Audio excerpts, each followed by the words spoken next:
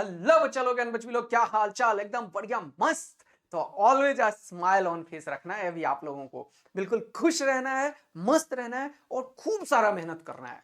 इसीलिए मैं हमेशा इतना पूरा जो लेक्चर में तुम पढ़ते हो ना, वो लेक्चर मैं बना देता हूँ, बिल्कुल सारे कंटेंट दे देता हूँ। थोड़ा सा यार 20 25 26 27 30 ऐसे मिनट का लेक्चर हो रहा है, लेकिन ये ऑल्टरनेटिंग करंट आज जो एक क्वेश्चन की गारंटी देता है नीट में, गारंटी, ये जरूर 20 मिनट में होने की पूरी कोशिश कर रहा हूं, क्योंकि क्वेश्चंस भी करा रहा हूं ना तुम्हें बेटा।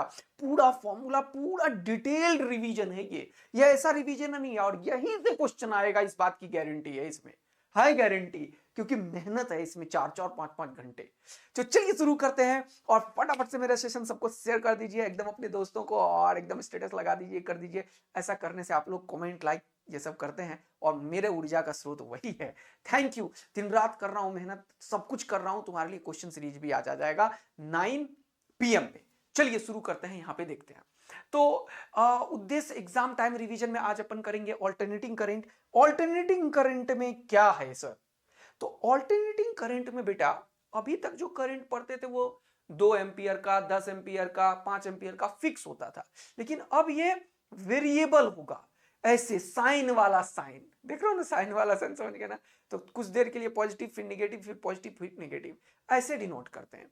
तो ऑल्टरनेटिंग करंट में 4 टॉपिक हैं ओवरऑल, जिससे एक क्वेश्चन गारंटी आएगा। हो सकता है कभी 2 आ जाए, लेकिन एक आएगा ही आएगा।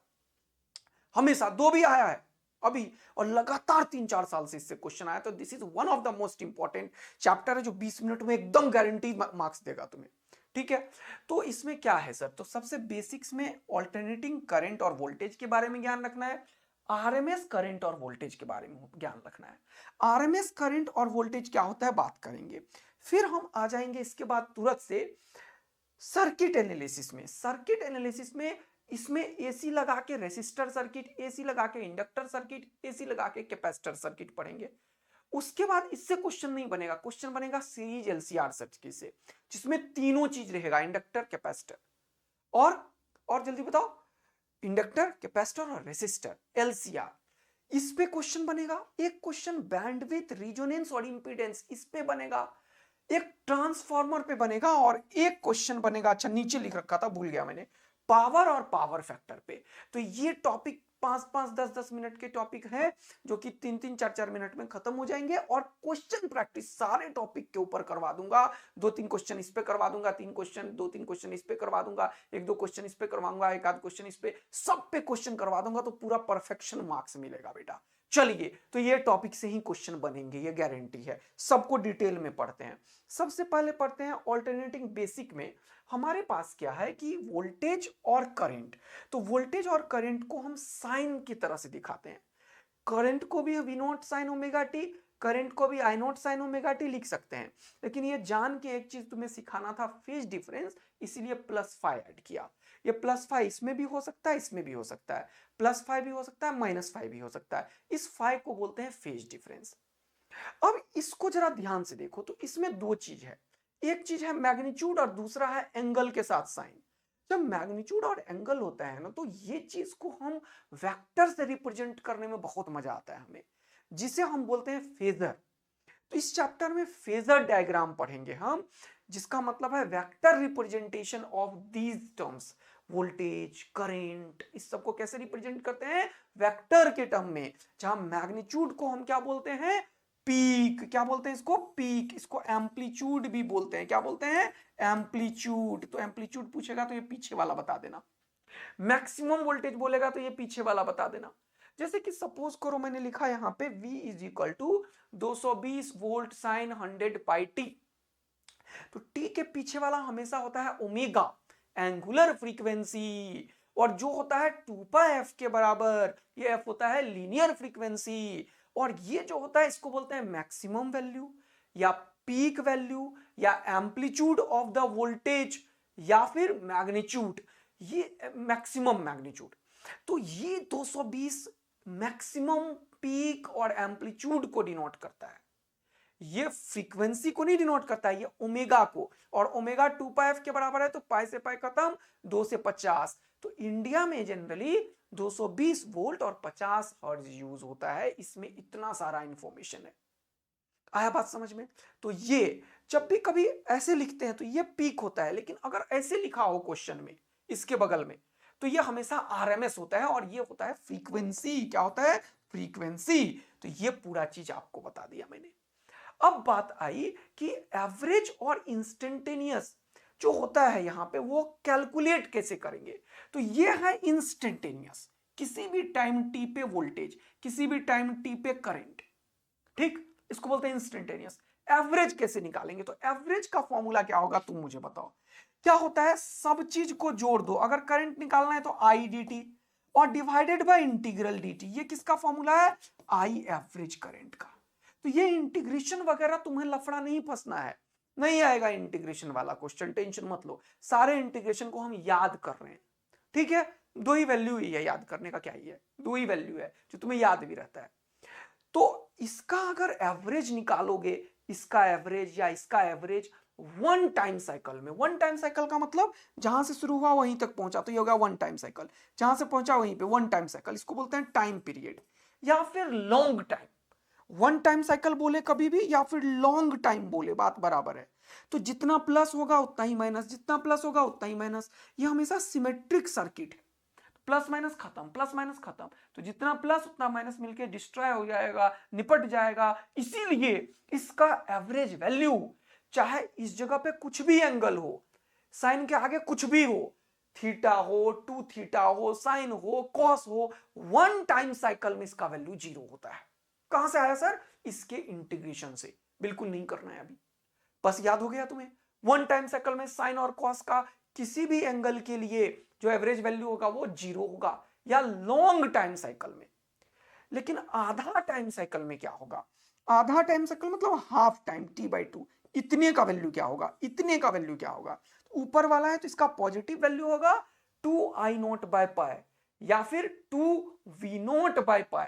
अगर करंट है तो आई नोट लोगे, अगर वोल्टेज है तो वी नोट लोगे, अगर पॉजिटिव वाला है तो ऊपर पॉजिटिव, अगर नीचे नीचे वाला है तो निगेटिव लोगे। तो यह हाफ टाइम साइकिल में एवरेज वैल्यू है। कैसे निकला होगा? ये इंटीग्रेशन करके। ऐसे ही एक चीज और है यहां पे जो मैं लिख रहा हूं, आरएमएस वैल्यू। क्या है बेटा? आरएमएस। ये आरएमएस क्या होता है सर? ये होता है स्क्वायर, ये होता है मीन, और ये क्या होता है? रूट। बोलो मजा आ गया? क्या होता है? रूट। तो ये निकालने की क्यों जरूरत पड़ी? ये जरूरत इसलिए पड़ा क्योंकि इसका एवरेज वन टाइम साइकिल में जीरो आया जा रहा था, और हमें कुछ ऐसा चीज चाहिए था जो एसी के इक्विवेलेंट डीसी कितना होगा वो बताए। तो उसको बताने के लिए हमने एक हीटिंग इफेक्ट का कॉन्सेप्ट लिया, और हमने ये देखा कि एक पर्टिकुलर टाइम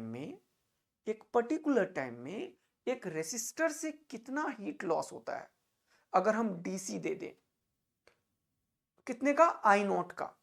और उतने ही टाइम साइकिल में हम कितना एसी दें जिससे कि उसका हीट और इसका हीट दोनों बराबर हो जाए। तब हमें एक चीज मिला कि अगर हम उस एसी का आरएमएस निकाल लें, एसी के वैल्यू को स्क्वायर करें, फिर मीन करें, फिर रूट करें, तब जो हीट डेवलप होता है और जो कांस्टेंट डीसी से हीट डेवलप होता है वो दोनों बराबर होता है। इसीलिए आरएमएस का इतना ज्यादा सिग्निफिकेंस है। आया बात समझ में बेटा? आरएमएस का सिग्निफिकेंस क्यों है? क्योंकि आरएमएस वो एसी का वैल्यू है जो सेम टाइम में सेम हीट डेवलप करेगा किसी रेसिस्टेंस से, यदि उसका जो पीक वैल्यू है वो हम डीसी का प्रोवाइड करें तो आरएमएस एक तरीके का फील देता है डीसी का। कौन से कॉन्सेप्ट से ये डेवलप होके आया था? हीटिंग इफेक्ट से। समझ आया ना? तो आरएमएस कैसे निकालेंगे? इसको पहले स्क्वायर कर देंगे, फिर इसका मीन ले लेंगे, फिर इसका रूट ले लेंगे, इंटीग्रेशन करेंगे तो ये रिजल्ट आएगा। क्या रिजल्ट आएगा? अगर ऐसा कोई चीज है तो इसका आरएमएस होगा V naught by root two, divide कर दो रूट टू से बस, और यही मिलेगा पूरा चैप्टर में, यही मिलेगा, इसके अलावा कुछ नहीं मिलेगा। और करंट है और साइन हो कॉस हो दोनों में, लेकिन 99.99999% साइन ही होगा। एंगल कुछ भी हो कोई फर्क नहीं पड़ता। वी नॉट को रूट टू से डिवाइड करो और आई नॉट को रूट टू से, तो ये क्या मिलेगा? V R M S I R M S. कभी कभी आई नॉट पीक वैल्यू भी तुमसे पूछेगा तो तुम रूट टू से इसको मल्टीप्लाई कर देना, रूट टू से इसको मल्टीप्लाई कर देना। इन बेसिक चीज से क्वेश्चन पूछता है एक। करें? चलो शुरू करते हैं क्वेश्चन। जैसे ये क्वेश्चन है, पढ़ो। बोला equation of alternating current is given by this. ये क्या हो गया, आई नॉट का वैल्यू हो गया, देख रहे हो ना। बोल रहा the time taken by the current to reach the root mean square value. Root mean square value मतलब IRMS। IRMS क्या होगा, अभी बताया है मैंने, आई नॉट को √2 से डिवाइड कर दो, तो 10√2 को जब √2 से डिवाइड करोगे तो कितना हो जाएगा, 10 एम्पियर करंट है, इसलिए एम्पियर लिख दिया। तो बोल रहा है कि बताओ कितना टाइम लगेगा to reach the current to the root mean square value, यानी कि इस आई का वैल्यू जब IRMS के बराबर हो जाए तब बताओ समय क्या लगेगा। क्वेश्चन ये है, आया बात समझ में। तो हमें क्या करना चाहिए, पहले हमने निकाला रूट मीन स्क्वायर वैल्यू कितना होगा। अब इस इक्वेशन में इस आई के बदले इस 10 को रखेंगे, क्योंकि यही पूछ रहा है जब ये 10 हो जाए तब बताओ मुझे कि ये जो लिखा है तुमने 100/t, वो t क्या होगा। बोलो मजा आया, ये क्वेश्चन है। तो देखो ये 10 से 10 खत्म हो गया, मल्टीप्लीकेशन में है, ये खत्म हुआ, ये √2 नीचे आया तो यहाँ पे 1 बचा हुआ है, तो 1/√2 हो गया। और यहाँ पे क्या बचा, साइन 100πt प्लस π/6। ये देखो ध्यान से देखना, ये किसके बराबर है, साइन π/4 के। ये किसके बराबर है, साइन π/4 के। अब देखो ये साइन और ये साइन खत्म हो गया, तो बचा क्या, π/4। बचा क्या, π/4।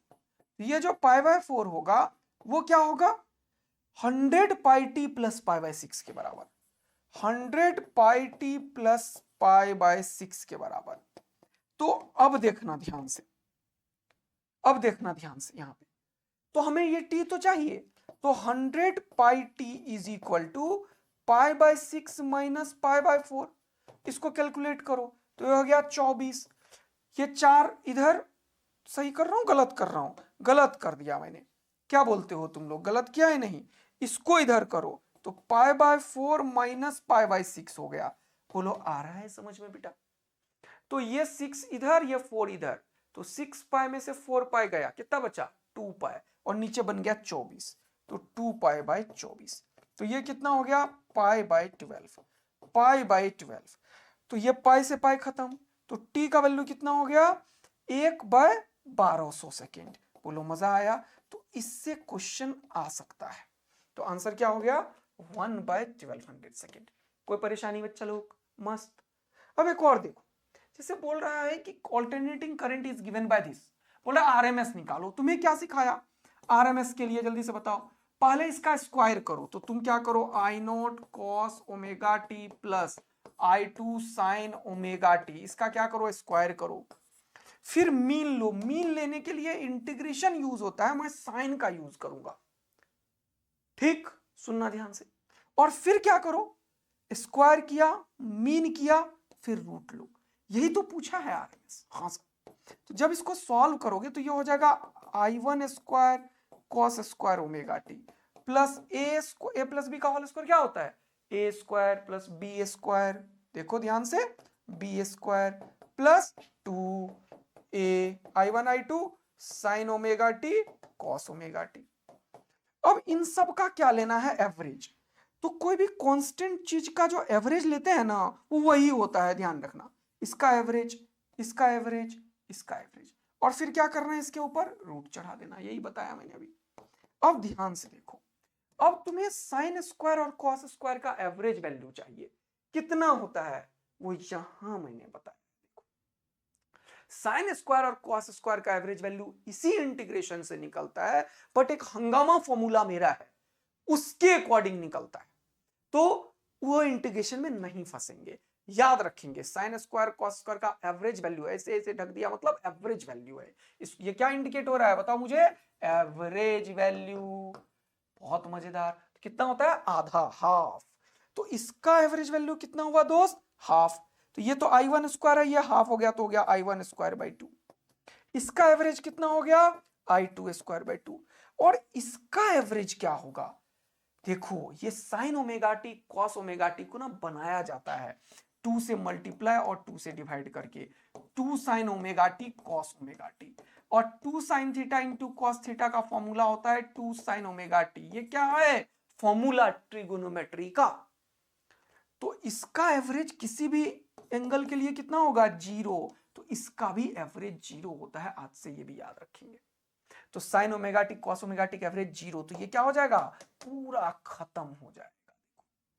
तो ये जो एवरेज वैल्यू मैंने ऊपर में लिखा है यहां पे, वो एक और चीज का बन के आ गया। किसका? Sine theta into cos theta का। थीटा कैसा भी हो, इसका भी एवरेज वैल्यू 0 ही होता है वन टाइम साइकिल में। बोलो मजा आ गया? तो इसके ऊपर क्या है? रूट। तो ये हो जाएगा i1 square plus i2 square by 2 का रूट। तो किधर है? i1 square plus i2 square by 2। ये गलत है, ये मत सही कर लेना। 2 रूट के अंदर है, 2 एलसीएम लोगे ना तो ये आंसर आ जाएगा। तो ये बेसिक चीज के ऊपर एवरेज वैल्यू और वो जो क्वेश्चन कराया इसके ऊपर क्वेश्चन बन सकता है बेटा, आरएमएस वैल्यू के ऊपर। बात को आगे बढ़ाइए सर। अब बहुत इंपॉर्टेंट पेज है ये। इस पेज से पक्का गारंटी एक क्वेश्चन आने का है तुम्हारा 4 दिन के बाद वाला पेपर में। समझ गए ना बेटवा? तो नीट में ये से क्वेश्चन आने की संभावनाएं पूरा आजकल जबरदस्त लेवल पे है। तो सुनो ध्यान से, शांत हो जाओ। देखो क्या है इसमें, एक एल है, एक सी है, एक आर है। इन सब में ये एल सी जो है ये तो इंडक्टेंस और कैपेसिटेंस है। ये एल और सी क्या है? इंडक्टेंस और कैपेसिटेंस। इसके कॉरस्पॉन्डिंग एक रेसिस्टेंस होता है जिसे बोलते हैं इस चैप्टर में, क्या बोलते हैं सर? रिएक्टेंस। तो ये जो रिएक्टेंस है ये क्या है? रिएक्टेंस। ये क्या है? रिएक्टेंस। इस रिएक्टेंस का बिहेवियर रेसिस्टेंस की तरह होता है। ये एक्सएल क्या है? रिएक्टेंस। एक्सए क्या है? रिएक्टेंस। कैपेसिटर है तो कैपेसिटिव रिएक्टेंस, इंडक्टर है तो इंडक्टिव रिएक्टेंस। आ रहा है ना समझ में? इसका जो यूनिट है जानते हो क्या है? ओम। इसीलिए बोल रहा हूं कि इसका बिहेवियर रेसिस्टेंस की तरह होता है। समझ आया एक चीज? अब जब हमने V naught sine omega t circuit को लगाया तो क्या हुआ सर? इस चीज को समझने के लिए मैंने इंडिविजुअल एल को, इंडिविजुअल सी और इंडिविजुअल आर को पहले समझाना पड़ेगा। तो ध्यान से सुनो, जब हम इसको सॉल्व करते हैं मैथमेटिक्स करके तो क्या आता है कि ये जो रेसिस्टेंस वाला है इसमें करंट और वोल्टेज दोनों सेम डायरेक्शन में होता है। ये रिजल्ट आता है। रेसिस्टिव सर्किट में करंट और वोल्टेज सेम डायरेक्शन में होता है। अब सेम डायरेक्शन में कोई चीज हो तो उसके बीच का फेज डिफरेंस 0 होता है। जब हम कैपेसिटेंस को सॉल्व करते हैं तो हमें यह दिखता है कि कैपेसिटेंस में करंट लीड करता है। करंट ऊपर है, किससे? वोल्टेज से। तो क्या बोलते हैं? Current Leeds. इसमें क्या होता है? आई लीड्स द ईएमएफ। इसीलिए मैंने फोटो ऐसा बनाया, देखो ऊपर की तरफ। किस में ऐसा होता है? कि कैपेसिटर में। इंडक्टर में क्या होता है? करंट लैग होता है। इसमें क्या होता है? करंट लैग्स, आई लैग्स, लैगिंग बिहाइंड। ये पीछे है देखो। तो इंडक्टर में क्या होता है? वोल्टेज से करंट पीछे होता है। कैपेसिटर में करंट वोल्टेज से आगे होता है। बार बार सिर्फ करंट को क्यों बोल रहा हूं मैं पहले? क्योंकि जब कोई सीरीज सर्किट है तो इसमें करंट सेम होता है। सीरीज में क्या सेम होता है? करंट। तो इस सर्किट को जब सॉल्व करते हैं तो करंट को हम रेफरेंस मानते हैं। करंट को हम रेफरेंस मानते हैं। तो हमने मान लिया करंट को रेफरेंस। अब इस सीरीज एलसीआर को इसके अकॉर्डिंग सॉल्व करेंगे। तो रेसिस्टेंस है तो उसमें करंट रेफरेंस मान लिया। तो ये क्या है? ये क्या है? Voltage across resistance. फिर क्या होगा? करंट से लैग कर रहा था इंडक्टर में, देखो तो इंडक्टर का वोल्टेज ऊपर है। वोल्टेज को देखो बस तुम अभी। कैपेसिटर का वोल्टेज नीचे है और इंडक्टर और कैपेसिटर के बीच में कितने का एंगल है? पाई का, क्योंकि एक ऊपर है एक नीचे। वोल्टेज क्या हो रहा है? इंडक्टर का करंट में लैग कर रहा है और कैपेसिटर में क्या हो रहा है? लीड कर रहा है। तो ये एक वेक्टर डायग्राम बन जाता है। इसका सीधा वोल्टेज सम नहीं होता है इसमें। इसका वोल्टेज, इसका वोल्टेज, इसका वोल्टेज जो पहले करते थे वो नहीं होता। क्या होता है? ये वेक्टरली सॉल्व होता है। तो इसका वेक्टर, इसका वेक्टर, इसका वेक्टर। अब दो वेक्टर जब 180 डिग्री में है तो ऊपर वाले में से नीचे को घटा दो या नीचे वाले में से ऊपर से, जो बड़ा होता है उसमें घटा देते हैं। ये फोटो देखने में अच्छा लग रहा है इसीलिए ऊपर वाले में से नीचे घटाया, ऐसा कुछ भी नहीं है। नीचे वाले से भी ऊपर घट सकता है, रिजल्ट पे कोई फर्क नहीं पड़ता है क्योंकि ये स्क्वायर है। तो निगेटिव कॉमन भी ले लोगे ना तो भी फर्क नहीं पड़ता है। किस चीज में? वोल्टेज और इंपीडेंस में।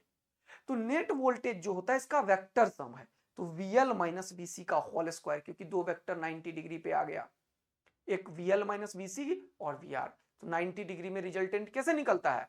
इसका और इसका स्क्वायर, परपेंडिकुलर और बेस का, तो ये निकाल दिया। अब ये क्या बता रहा है? ये बता रहा है नेट EMF जो इसके क्रॉस होगा, इन तीनों का नेट EMF बता रहा है, वोल्टेज बता रहा है इसके क्रॉस। पता है समझ में? तो नेट वोल्टेज के लिए नेट करंट से नेट रेजिस्टेंस को मल्टीप्लाई कर देते हैं, वोल्टेज बराबर I इंटू आर। तो इस सर्किट का जो नेट रेजिस्टेंस है, जिसे इस चैप्टर में इंपीडेंस बोलते हैं, क्या बोलते हैं बेटा? इंपीडेंस। इसका भी यूनिट क्या है जानते हो? ओम है, यानी कि रेजिस्टेंस की तरह बिहेव करता है, जिसे हम बोलते हैं क्या है? इंपीडेंस। क्या बोलते हैं? इंपीडेंस। वो इंपीडेंस कितना है सर बताइए आप? तो वो इंपीडेंस का वैल्यू होगा, इसमें I इंटू जेड कर देंगे, इसमें I इंटू एक्सएल कर देंगे, इसमें I इंटू एक्सी कर देंगे, क्योंकि V बराबर आई आर, V बराबर आई आर, V बराबर आई आर। लेकिन इसका जो R है वो R नहीं कहलाता है, क्या कहलाता है? Capacitive reactance, inductive reactance. Unit ohm ही है, बिहेवियर रेजिस्टेंस की तरह है, समझने के लिए बोल रहा हूं। तो आई आई आई कॉमन हो जाएगा, स्क्वायर रूट के बाहर आई आई आई खत्म हो जाएगा। तो क्या पता चलेगा कि इन तीनों का जो नेट इंपीडेंस है, मतलब रेसिस्टेंस है, नेट रेसिस्टेंस मान के चलो तुम, वो कितना है? इसका रेसिस्टेंस और इसका रेसिस्टेंस जो कि रिएक्टेंस है, उन दोनों को सब्ट्रैक्ट कैसे करते हैं? वोल्टेज की तरह ही, VL ऊपर VC नीचे, XL ऊपर XC नीचे, तो XL minus XC R square. अब ये देख के फिर यही फोटो बनता है, इसलिए बाद में ये दोनों लिखा था मैंने। क्लियर हो गया? तो आपको क्या पता चला कि अगर हमारे पास एक सीरीज LCR सर्किट है, तो उसको सॉल्व करने के लिए हम वेक्टर यूज करेंगे, ये वाला फॉर्मूला। जेड इंपीडेंस होगा जिसका बिहेवियर रेसिस्टेंस की तरह होता है, वो XL माइनस XC का whole square plus R square होता है। तो अगर इस सर्किट में करंट सेम होगा, क्योंकि सीरीज है, इसीलिए हमेशा करंट का रेफरेंस मान के वोल्टेज का फेजर बनाते हैं, करंट का रेफरेंस मान के वोल्टेज का फेजर बनाते हैं। अब करंट कितना होगा? तो वोल्टेज इसका पता है, अगर आई नोट लिखा इसका मतलब मैक्सिमम करंट और पीक करंट है, तो net voltage by net resistance, net resistance को इंपीडेंस बोलते हैं।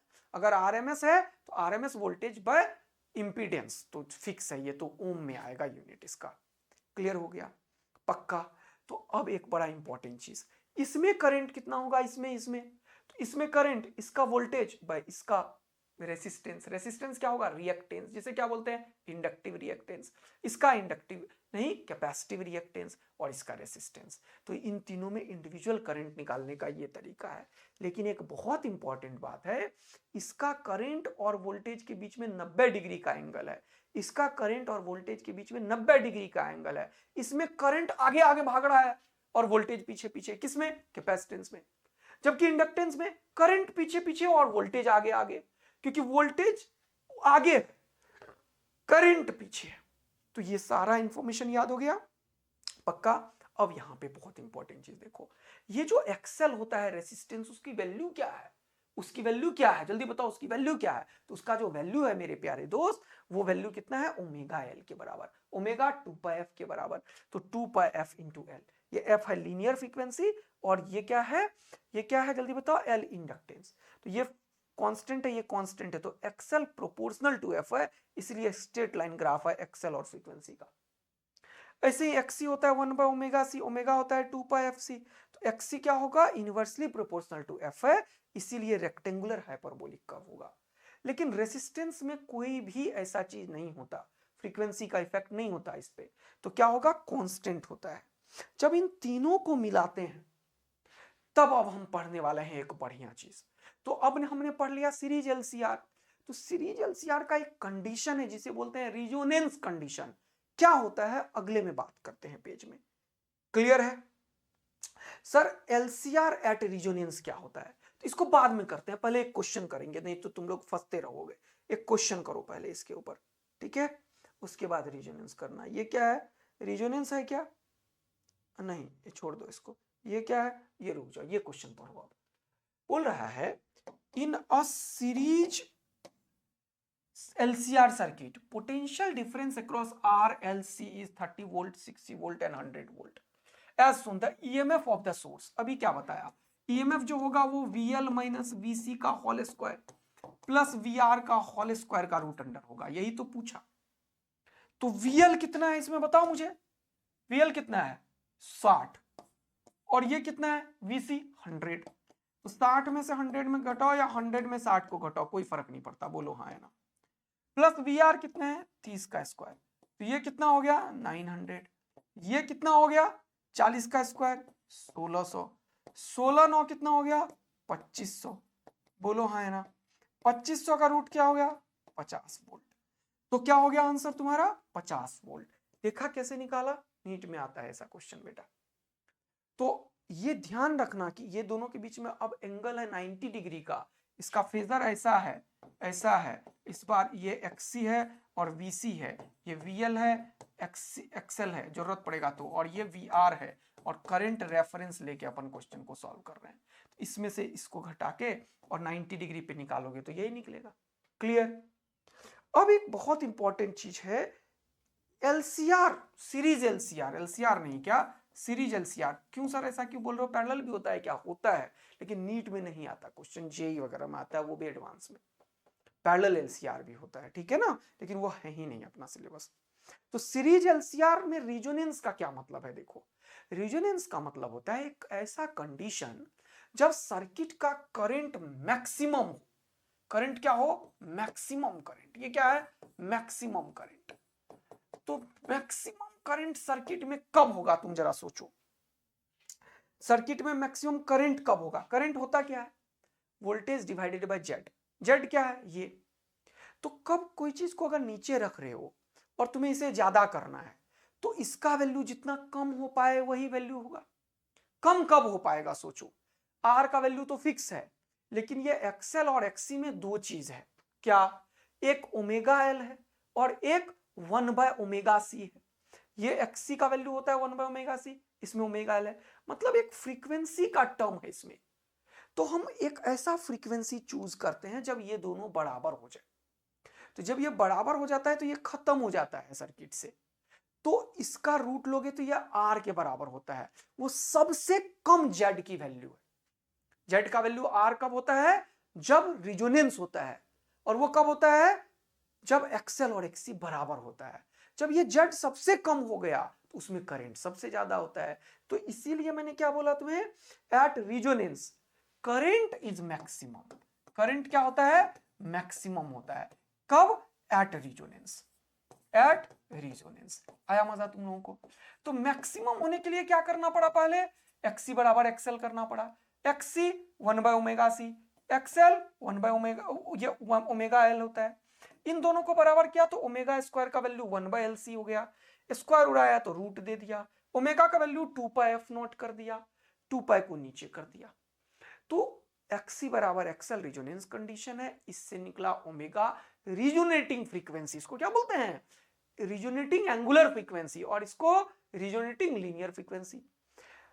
इस समय में क्या होगा, ये जो वोल्टेज है किसका, इंडक्टर का और कैपेसिटर का, दोनों बराबर होगा, और नेट वोल्टेज जो होगा सर्किट का वो रेसिस्टेंस के क्रॉस जो वोल्टेज है उसी के बराबर होगा। क्योंकि अगर एक्सी बराबर एक्सएल है तो वीसी बराबर वीएल भी हो जाएगा, तो वो दोनों तो अपोजिट में होता है हमेशा, कैंसिल आउट हो गया, दोनों बराबर हो गया, तो बचा क्या सिर्फ वी आर। यानी कि रिजोनेंस के टाइम पे नेट वोल्टेज सिर्फ रेसिस्टेंस का होता है, सर्किट का जो इंपीडेंस होता है वो आर के बराबर हो गया, क्योंकि ये दोनों कैंसिल आउट हो गया। इसका मतलब रिजोनेंस पे सर्किट का बिहेवियर प्योरली रेसिस्टिव सर्किट की तरह होता है, और प्योरली रेसिस्टिव में करंट और वोल्टेज सेम फेज में होता है, इसीलिए करंट एंड वोल्टेज इसमें सेम फेज में होता है।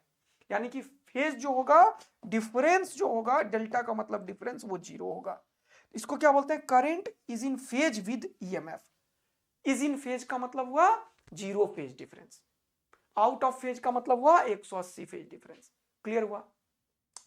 अब एक बहुत ही बढ़िया सा टर्मिनोलॉजी बताता हूं मैं, ठीक है, बिल्कुल पक्का मस्त। क्या सर, अब इसके ऊपर एक क्वेश्चन कर लो पहले, फिर इधर आते हैं, ठीक है ना। चलो आ जाओ, इस क्वेश्चन को पढ़ो पहले, बड़ा अच्छा क्वेश्चन बोल रहा है in the given circuit the reading of the voltmeter V1 V2 300 volt.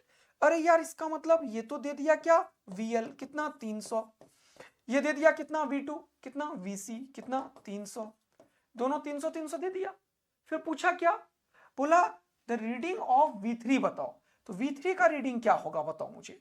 जब ये दोनों बराबर दिख रहा है भैया तो क्वेश्चन वालों ने बोला नहीं, लेकिन हमें पता है अकॉर्डिंग टू क्वेश्चन कि VL और VC दोनों बराबर है। इसका मतलब सर्किट कैसा है जल्दी बताओ, सर्किट रिजोनेंस में है। और जब सर्किट रिजोनेंस में होता है मेरे प्यारे दोस्त तो क्या होता है, ये दोनों निपट जाता है। इसका मतलब इसका वोल्टेज नेट वोल्टेज के बराबर होता है, यानी कि V3 V के बराबर हो जाएगा, जो किसके बराबर है 220 वोल्ट के। बोलो मजा आ गया होगा तुम लोगों को अब तो, कितना प्यार से। तो बोल रहा है V3 बताओ, तो 220 इन दोनों में है, ये दोनों तो होगा नहीं, इन दोनों में करंट अलग अलग है। फिर बोल रहा है अमीटर का रीडिंग। तो एक बहुत इंपॉर्टेंट चीज सुनना, अमीटर कहाँ है, यहाँ पे। जब भी कभी एसी यूज करते हो तो एक इंस्ट्रूमेंट यूज होता है हॉट वायर इंस्ट्रूमेंट, याद रखना है। क्या यूज करना है, हॉट वायर इंस्ट्रूमेंट। क्या करता है sir hot wire instrument, RMS को रीड करता है। क्योंकि अगर यहाँ पे वो जो गैल्वेनोमीटर वाला पढ़ते हैं अपन, अमीटर वो यूज करोगे तो वो थोड़ी देर प्लस थोड़ी देर माइनस थोड़ी देर प्लस थोड़ी देर माइनस, तो वो इतना नाचेगा कि वो रुक जाएगा। वो बोलेगा भैया मुझे नहीं मिल रहा है वैल्यू, क्योंकि हमारा कॉन्सेप्ट गैल्वेनोमीटर क्या क्या है, करंट के डायरेक्शन में डिफ्लेक्शन देता है। तो करंट इधर तो डिफ्लेक्शन इधर, करंट इधर तो डिफ्लेक्शन इधर, तो ऐसे घूमेगा ना इतना जल्दी।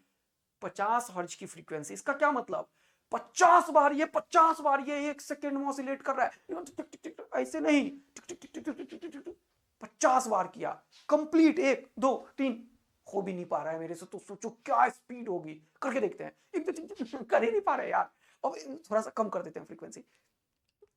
कितना किया होगा, 5 भी नहीं किया होगा। ऐसे ऐसे 50 बार होता है 1 सेकेंड में, इसका ये मतलब है। तो कितना स्पीड वो नीडल घूमेगा, समझ ही नहीं आएगा उसको भाई इधर घूम या इधर घूम। तो भैया, तो इसीलिए एसी में मेजरमेंट के लिए हॉट वायर इंस्ट्रूमेंट यूज होता है, जो आरएमएस वैल्यू को रीड करता है। वो वाला जो गैल्वेनोमीटर पढ़े हैं अपन करंट में या फिर मूविंग कॉइल गैल्वेनोमीटर में जो पढ़ते हैं मैग्नेटिज्म में, वो यूज यहाँ नहीं होता है, ध्यान रखना। और वो आरएमएस यूज करता है। बड़ा सुंदर बात सर। तो अब क्या हुआ, इसका वैल्यू कैसे निकालोगे करंट का, तो वोल्टेज डिवाइडेड बाय इंपीडेंस, जबकि voltage divided by impedance resistance के ही बराबर होगा, क्योंकि एट सर्किट क्या होगा Z बराबर R। बोलो, क्योंकि VC बराबर VL है तो XC बराबर XL होगा, अभी तुरंत सिखाया था मैंने तुम्हें। तो ये क्या हो जाएगा, V का वैल्यू 220 रखो और R का वैल्यू कितना है देख लो 100 ओम। तो ये खुपचू हो गया, ये पॉइंट बैठ गया, 1 0 हो ना तो यहाँ पे पॉइंट बिठाते हैं 2.2 एम्पियर। तो क्या हो जाएगा 220 वोल्ट और 2.2 एम्पियर। मजा आ रहा है तुम लोगों को पूरा जबरदस्त। अब इसका एक चीज और पढ़ाना है मुझे, देखो इसके लिए एक कॉन्सेप्ट है जिसे बोलते हैं शार्पनेस ऑफ रिजोनेंस। क्या बोलते हैं बेटा, शार्पनेस ऑफ रिजोनेंस। ध्यान से देखना, शार्पनेस ऑफ रिजोनेंस बोलते हैं अपन। ओके सर, तो ये सर्किट क्या बता रहा है, ये रिजोनेंस बता रहा है यहाँ पे फ्रीक्वेंसी ओमेगा वर्सेस करंट का ग्राफ है। किसका, सीरीज एलसीआर सर्किट जो अभी पढ़ाया था एलसीआर का। ये बोल रहा है कि एक ऐसा फ्रीक्वेंसी है जिसपे करंट मैक्सिमम है, जिसे हम बोलते हैं रिजोनेटिंग फ्रीक्वेंसी। देख रहे हो। और हमने क्या किया है, इस सर्किट में 2 ऐसे पॉइंट चूज किए हैं जिसके कॉरस्पॉन्डिंग इसका जो पावर है वो आधा हो जाए। तो ये एक ऐसा पॉइंट होता है जहां पे हाफ पावर पॉइंट होता है ये, और इसके कॉरस्पॉन्डिंग करंट आरएमएस के बराबर हो जाए। तो आरएमएस करंट के कॉरस्पॉन्डिंग हमने 2 पॉइंट चूज किया, उस पॉइंट पे पावर आधा हो जाता है, इसलिए इसको हाफ पावर पॉइंट बोलते हैं। अब ये दोनों बहुत इंपॉर्टेंट है, नीट में इससे क्वेश्चन आता है, ध्यान से सुनना। तो हमने यहां पे देख लिया रिजोनेटिंग फ्रीक्वेंसी। अब ये सीधा लाइन गया और ये एक सर्किट जो है वो सिमेट्रिकल है, तो जितना आगे जाओगे वो पॉइंट मिलेगा, उतना ही पीछे जाएगा। इस गैप को हमने नाम दिया डेल्टा ओमेगा नाम। तो इससे डेल्टा ओमेगा आगे गया तो ये ओमेगा नोट में से डेल्टा ओमेगा ऐड हो गया, पीछे गया तो माइनस हो गया। अब यह हाइयर फ्रीक्वेंसी में से लोअर फ्रीक्वेंसी को जब घटाते हैं तो हम बैंडविड्थ मिलता है, हमें क्या मिलता है, बैंडविड्थ। इसमें से इसको घटाओगे तो omega naught plus delta omega से minus omega naught plus delta omega होगा, तो ओमेगा नॉट खत्म हो जाता है, ये 2 बार आ जाता है तो 2 डेल्टा ओमेगा होगा। ये 2 डेल्टा ओमेगा को हम बोलते हैं बैंडविड्थ, जिसका वैल्यू होता है आर बाय एल। तो डेल्टा ओमेगा किसके बराबर होगा, आर बाय 2l। ये आर बाय एल कैसे आता है, बहुत बड़े मैथमेटिक्स को सॉल्व करके। क्या कभी जीवन में सॉल्व करेंगे, नीट वाले को तो कभी नहीं कराएंगे, ठीक। तो कितना हो गया, आर बाय 2l। तो ये वैल्यू होता है आर बाय 2l, याद रखना, नीट में पूछा था। ये वैल्यू होता है आर बाय 2l, याद रखना। क्लियर हो गया। अब एक चीज होता है क्वालिटी फैक्टर। ये क्या है भैया, क्वालिटी फैक्टर। क्या है भैया, क्वालिटी फैक्टर। ये क्वालिटी फैक्टर क्या है, ये होता है resonant frequency by bandwidth. Resonant frequency तुम्हें बता दिया अभी 1/√LC होता है, और बैंडविड्थ बता दिया ये 2 डेल्टा ओमेगा का वैल्यू आर बाय एल। तो यहां आर बाय एल लिखोगे तो एल ऊपर चला जाएगा, तो omega naught L by R. इस ओमेगा नॉट एल को अभी क्या पढ़ाया, एक्सेल बोलो। तो और रिजोनेंस पे ये सारा काम हो रहा है, तो रिजोनेंस पे क्या होता है, एक्सी बराबर एक्सएल होता है। तो ये एक्सएल बराबर आर लिखा, इसको मैं एक्सी बाय आर लिख सकता हूं। एक्सी होता है 1 बाय ओमेगा सी, क्योंकि रिजोनेंस पे है तो omega naught C into R. और फिर मैंने ओमेगा नॉट का वैल्यू 1/√LC लिखा, तो इसको सॉल्व करोगे तो एल रूट के अंदर चला जाएगा और सी है ही, तो ये 1/√LC हो जाएगा। इसमें से एक क्वेश्चन फिर से नीट में बनता है कि बताओ बढ़िया सर्किट के लिए कितना एल, कितना आर, कितना सी होना चाहिए।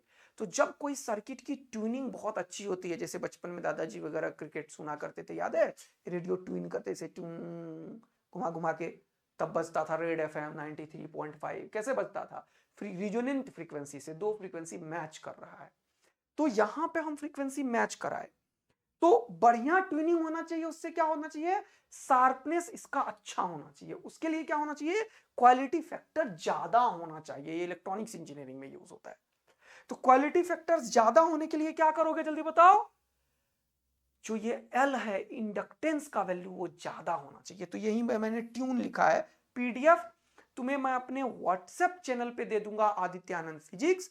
और पीडीएफ तुम्हें मैं अपने टेलीग्राम चैनल पे आदित्य आनंद फिजिक्स सर्च कर लेना, वहां पे जाता है इसका पीडीएफ बेटा, ठीक है। और यार दोस्तों में भी बता देना, इतना मेहनत हो रहा है तो तुम्हारे से ही तो हमें ऊर्जा मिलती है दोस्त। और शेयर वेयर कर लेना, थोड़ा सा इधर उधर अपने स्टेटस लगा लेना, जिससे थोड़ा फायदा हो जाए। तो ट्यूनिंग बेटर कब होगा, ट्यूनिंग अच्छा कब होगा, जब क्वालिटी फैक्टर ज्यादा होगा। क्वालिटी फैक्टर ज्यादा हो क्या होगा, जब एल का वैल्यू ज्यादा और आर और सी का कम।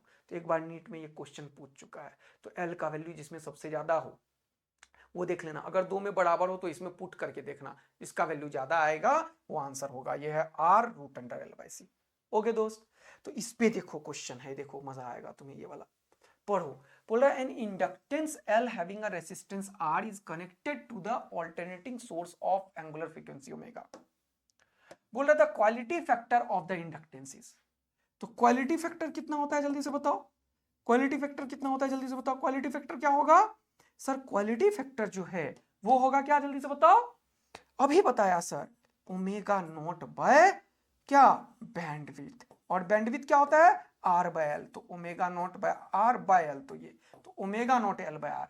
किसी में ओमेगा नॉट या कुछ नहीं है, यही बोला है कि सोर्स फ्रीक्वेंसी ओमेगा नॉट है, तो दोनों बराबर होता है, तो ये omega naught L by R answer हो जाएगा। बोलो मस्ती में समझ रहे हो तो जल्दी से आग और दिल बरसा दो।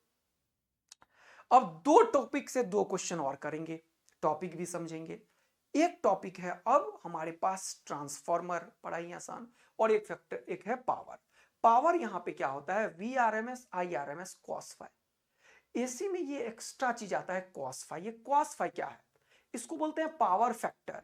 और ये फाई क्या है, फाई है फेज डिफरेंस। ये फाई क्या है, phase difference between current end voltage, ठीक है बिल्कुल।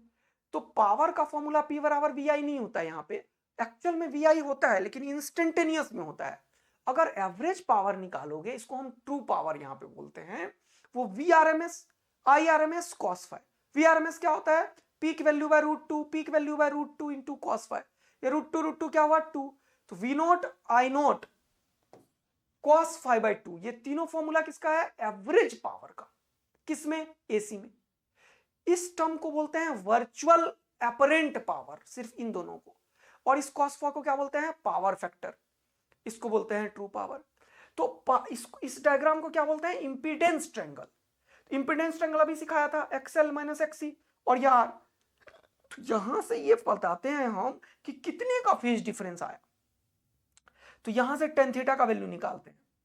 तो और पावर फैक्टर के लिए क्या निकालते हैं? cos phi का वैल्यू। तो cos phi क्या होता है? R/Z। तो हमने क्या देखा? पावर फैक्टर के लिए ये फेज डिफरेंस है किसका? करंट और वोल्टेज में। तो अभी तुरंत ऊपर हमने सिखाया था तुम्हें कि करंट और वोल्टेज में फेज डिफरेंस ये इंडक्टर और कैपेसिटर में कितने का होता है? 90 डिग्री का, 90 डिग्री का। लेकिन रेसिस्टर में होता है 0 के। तो इसीलिए 90-90 के चक्कर में ये जो cos phi का वैल्यू है वो इंडक्टर और कैपेसिटर में 0 हो जाता है। तो कोई भी पावर लॉस नहीं होता है in the case of AC in inductor and capacitor. तो पावर लॉस कहां होता है? सिर्फ रेसिस्टर में, जिसमें cos 0 का वैल्यू होता है 1। और कितना होता है? VRMS इंटू IRMS के बराबर। मजा आया तुम लोगों को ये पूरा सीख के? इस पे करते हैं तुरंत से एक क्वेश्चन आएगा। अब एक चीज बचा, ट्रांसफॉर्मर बेटा। तो ट्रांसफॉर्मर में क्या होता है? हमारे पास एक आयरन कोर होता है जिसमें इनपुट हम लगाते हैं और आउटपुट में लोड लगाते हैं। इसमें हम एक कंसीडर करते हैं, दो कंडीशन मान के चलते हैं कि इससे जो फ्लक्स है और इससे दोनों बराबर है। ऐसा 100% हमेशा नहीं होता, थोड़ा सा लीकेज होता है, फ्लक्स लीकेज, हिस्टैरिसीस लॉस, ये सब यहां होता है, लेकिन उस लॉसेस को हम 0 मानते हैं। इनपुट में पावर लॉस भी होता है, लेकिन हम बोलते हैं there is no power loss. हम क्या मानते हैं? No power loss. Input power is equal to output power ideal transformer में। और हमेशा आइडियल ट्रांसफार्मर का ही हमारे सिलेबस में क्वेश्चन आता है। तो हम मानते हैं कोई वाइंडिंग में, कोई रेसिस्टेंस में कोई I2R लॉस नहीं है, हिस्टैरिसीस लॉस नहीं है, फ्लक्स लीकेज नहीं है। तो यहां से जब करंट जाता है तो ये क्या करता है? करंट ऐसे घूमता घूमता और मैग्नेटिक फील्ड पैदा करता है। तो मैग्नेटिक फील्ड पैदा करने से मैग्नेटिक फ्लक्स चेंज होता है, जिसके चलते ईएमएफ डेवलप होता है। और ये आयरन होता है तो सॉलिड में फ्लक्स बढ़िया तरीके से मूव करता है, तो ये घूमता हुआ यहाँ पे आता है। तो जो फ्लक्स यहाँ पे लीकेज हुआ वही कंटेन है, वही यहाँ पे है, देयर इज नो लीकेज। तभी हमने दोनों में बोला बराबर है। ठीक है, तो उससे क्या रिजल्ट आता है कि प्राइमरी का वोल्टेज और सेकेंडरी का वोल्टेज का रेशियो, प्राइमरी जो ये नंबर ऑफ टर्न्स हैं और सेकेंडरी में जो नंबर ऑफ टर्न्स है उसके बराबर होता है, मतलब प्रोपोर्शनल है। लेकिन करंट इनवर्सली प्रोपोर्शनल होता है। करंट में IS ऊपर है और IP नीचे है। क्या समझ पा रहे हो? IS नीचे है और IP यहां पे है, समझ पा रहे हो? तो ये फॉर्मूला पे एक क्वेश्चन पूछता है हमेशा। इसमें एक होता है स्टेप अप ट्रांसफॉर्मर, जिसका कि आउटपुट EMF जो है वो ज्यादा हो, आउटपुट में नंबर ऑफ टर्न्स ज्यादा हो इनपुट से। स्टेप डाउन का मतलब होता है सेकेंडरी का जो नंबर ऑफ टर्न्स है वो प्राइमरी से कम हो, सेकेंडरी का EMF प्राइमरी से कम हो, तो स्टेप डाउन हो गया। जो बचपन में नहीं फ्रिज में रखते थे, इसे टक टक टक टक टक करते रहते थे, जहां पे बहुत ज्यादा लाइट फ्लक्चुएट होती थी। हम तो गांव में थे, बिना फ्रिज का ही थे। जब फ्रिज देखे तो टक टक टक टक करना पड़ता, लाइट ही नहीं थी, हम तो कैंडल और मोमबत्ती में पड़ते थे। मम्मी लालटेन डिबिया, डिबिया जानते हो तुम लोग? वो केरोसिन ऑयल डाल के उसमें चलाया जाता है। हम लोग जाते थे कोटा में, समझ रहल छी कि नहीं बचवा लोग?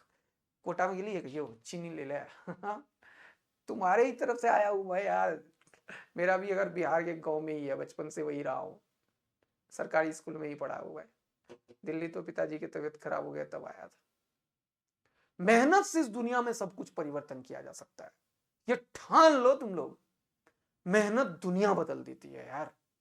मैं जब दिल्ली आया था तो मुझे क्या ना बोलना आता था, ना इंग्लिश आता था, ना कुछ आता था। अभी भी हम बोलते हैं तो देखो, हमें रगोड़ो ही बोलते हैं। अरे वो हैं हम बिहार से, तो यही होगा यार, क्या दिक्कत है इसमें? कोई दिक्कत थोड़ी है। इसको जो समझना है समझ दो। की बोले छी? बढ़िया बोले छी ना? चला जा। पॉइंट है कि फिजिक्स समझ में आ रहा है कि नहीं आ रहा है, ये कमेंट करके अभी तुरंत बता देना। और मजा आए तो यार शेयर वेयर तो कर ही देना, लाइक शेयर तो तुम लोग कर ही देते हो, क्या बोलते हो? चलो इधर आ जाओ। तो सर ये तो बड़ा तगड़ा चीज सब पढ़ा दिया आपने। एक चीज होता है इफिशियंसी, इस पे भी क्वेश्चन आता है, output power by input power into 100। अरे मम्मी ने 2 रोटी खिलाया, 2 रोटी का काम ही नहीं किया, तो इफिशियंसी कम है। 2 रोटी खिलाया, 2 रोटी का काम कर दिया, 100% इफिशियंसी है। तो इफिशियंसी किस पे काम करता है? आउटपुट पे। तो output power by input power into 100। अब इन दोनों के ऊपर एक एक क्वेश्चन करके इस चैप्टर का बढ़िया से सिलेबस निपटाया बेटा। आ जाओ पढ़ो। बोल रहा power dissipated in LCR series circuit connected to AC, power क्या होगा जल्दी से बताओ? आई स्क्वायर आर। आई क्या होगा? ईएमएफ या वोल्टेज, कुछ भी लिख लो, वोल्टेज डिवाइडेड बाय इंपीडेंस, क्योंकि एसी है भैया। नेट करंट तो एलसीआर सीरीज में क्या होगा? सीरीज एलसीआर में क्या होगा? सेम होगा। तो net voltage by net resistance, net resistance यहां पे क्या है? इंपीडेंस। और ये क्या हो गया? आर। तो ये याद रखना तुम, ये तगड़ा डबल ए स्टार है, आदित्य आनंद का तगड़ा गेम चल रहा है यहाँ पे, और तुम लोग बन गए हो क्या? डबल ए आर्मी, तभी तो फोड़ रहे हो। तो E square by Z into R, तो ये क्या होगा? V E square R by Z square. तो जेड स्क्वायर क्या होगा? रूट खत्म हो जाएगा, तो क्या होगा? एक्सी माइनस एक्सएल का होल स्क्वायर प्लस आर का होल स्क्वायर का रूट, और ये स्क्वायर भी तो लिखोगे, ये वाला स्क्वायर, दोनों में है ना स्क्वायर, तो आंसर ये स्क्वायर बाय आर किधर है? देखो, डिवाइडेड बाय ये रूट और ये खत्म। तो अच्छा एक और चीज देखो, एक चीज और, एक्सी माइनस एक्सएल लिखो या एक्सएल माइनस एक्सी, कोई फर्क नहीं पड़ता। तो इसको ये लिख रहा है omega L, XL minus XC, minus common ले लो ना, 1 बाय ओमेगा सी का whole square plus R square. तो ऑप्शन ध्यान से देख लेना, तो ये ऑप्शन कहां पे है? बिना रूट वाला, बिना ये बिना रूट का है, लेकिन आर वाला नहीं होगा, तो आंसर क्या होगा? डी। मजेदार। पावर वाले क्वेश्चन अच्छे से सॉल्व करना, इसको भी पढ़ के सॉल्व करो, चलो मेरे साथ। बोल रहा है a transformer consisting 300 turn in primary, NP का value 300, 150 turn in secondary, NS का वैल्यू, ये सेकेंडरी ही आउटपुट होता है, प्राइमरी ही इनपुट होता है, ध्यान रखना। बोल रहा है आउटपुट पावर इज 200, तो पावर आउटपुट जो होगा वो voltage output into current output के बराबर होगा, ठीक है। और ये किसके बराबर है? 2.2, ये किलो है ना, तो इसके बदले 1000 लिखो। अब ये पॉइंट हो रहा तो 10, और ये खत्म, तो ये कितना हो गया? 2200। इसको मान लो इक्वेशन 1 छोड़ दो, इतना ही मिला अभी तक। अब आगे देखो, बोला if the current in the secondary is 10, तो IS का वैल्यू दे लिया, देन द इनपुट वोल्टेज पूछ रहा है VI कितना, and current in the primary मतलब IP। तो दो चीज पूछा, प्राइमरी करंट मतलब इनपुट करंट और इनपुट वोल्टेज। अभी पढ़ाया था तुम्हें मैं कि NP by NS is equal to EP by ES is equal to IS by IP। IS कितना है बताओ? सेकेंडरी में 10 लिख दो, 10 बाय IP। इसके बारे में कुछ ज्ञान है नहीं ना, आउटपुट वोल्ट ये में पता है ना इनपुट, लेकिन ये पता है ये कितना है? 300 बाय 150, तो ये कितना हो गया? 2। तो सब बराबर है, तो ये भी इसके बराबर होगा, तो कहने का मतलब 2 बराबर 10 बाय IP। तो IP कितना हो गया बताओ? प्राइमरी करंट 10 बाय 2, यानी कि कितना? 5 एम्पियर। यानी कि पूछा क्या है मेरे को? प्राइमरी करंट, तो 5 एम्पियर किस में है? इसमें है, और किसी में है ही नहीं, तो दूसरा क्यों सॉल्व करूंगा? यही होगा आंसर, खुश हो जाओ। लेकिन कभी हो सकता है ये पूछे ही नहीं, यही पूछे सिर्फ, तो इसको भी निकाल देता हूं मैं, समझ रहे हो कि नहीं। लेकिन अगर नीट के पेपर में ऐसा हो कि जो निकालना हो 2 चीज और एक ही में ऑप्शन हो, तो दूसरा निकाल के टाइम वेस्ट मत करना, टिक करके निकल देना। मजा आ रहा है तो लोगों? अब क्या पूछ रहा है सर? पूछ रहा है प्राइमरी वोल्टेज। प्राइमरी वोल्टेज कहां से निकलेगा? इनमें से कोई तो एक चाहिए, तभी निकल पाएगा। तो कोई एक कैसे निकलेगा भैया? फंस गया फंस गया फंस गया फंस गया। हाँ, इसका यूज करेंगे अब। देखो, प्राइमरी वोल्टेज, आउटपुट वोल्टेज ही प्राइमरी है, into primary current. Primary current ही नहीं सेकेंडरी है, इसको क्या बोलोगे? आउटपुट करंट भी बोलेंगे सेकेंडरी को, ध्यान रखना ये सब। तो ये IO का वैल्यू दे रखा है क्वेश्चन में 10, तो VO इंटू 10 बराबर 2200।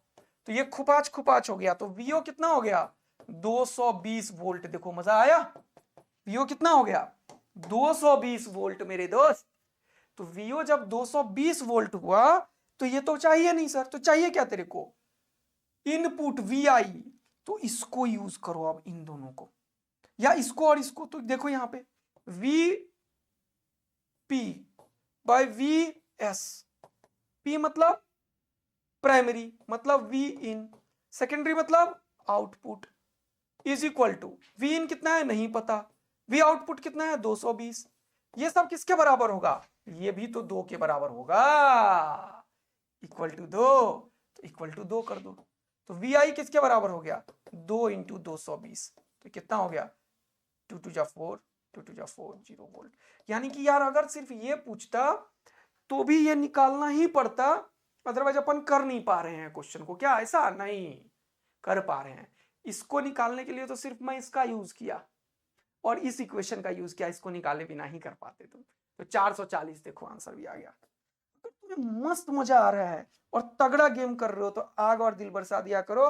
और ये चीज याद रखना, मेरा लाइन क्या, अगर तुम्हें तगड़ा गेम करना है और मेहनत से कुछ चीज प्राप्त करना है तो मेरा एक लाइन याद रखना, सीढ़ियां उन्हें मुबारक हो जिन्हें छत तक जाना है, हमारी मंजिल तो आसमां है, हमें अपना रास्ता खुद बनाना है। और एक चीज हमेशा देखना बेटा, अगर सूरज जैसा चमकना है ना तो सूरज जैसा घिसना होगा, मेहनत तो तुम्हें करना होगा। लग जाओ, आदित्य आनंद लग चुका है। Thank you, love you, bye.